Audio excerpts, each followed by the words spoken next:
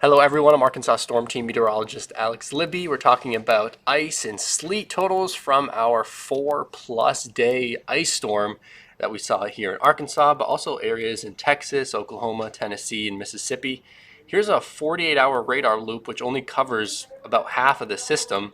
It started Tuesday afternoon, this radar loop, but the actual system started Sunday night, January 29th. So we have a lot of rain, a lot of freezing rain, sleet fell across the state. And you can see with the reports out there, most of the sleet, which is indicated by those blue circles with the little sleet pellets on there, were in the northern half of Arkansas, basically north of I-40.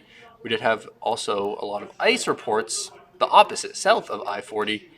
There are some ice reports up in northern Arkansas, but those amounts were usually quite a bit less. And that's because the layer of cold air over northern Arkansas was much thicker than the layer of cold air in central and southern Arkansas. So with a thin layer of cold air, that's where you see freezing rain. With the thicker layer of cold air, that's when those raindrops completely freeze into ice pellets and they fall down as sleet. Again, not much snow fell just because we had warm air located in the middle of the atmosphere, kind of a little bit higher up off the surface.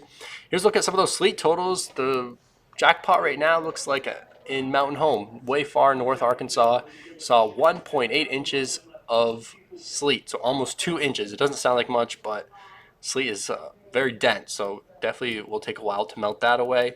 Greer's Ferry with 1.5 inches, Chapman with 1 inch, Pocahontas with 1 inch, all those in northern Arkansas.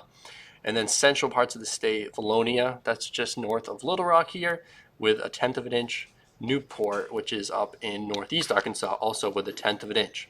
The ice totals were the opposite. The highest ones were over central southern Arkansas. You can see Pine Bluff with over 4/10 of an inch of ice. That's the stuff that freezes to the trees and power lines and causes power outages. Little Rock got 0.31 inches of ice.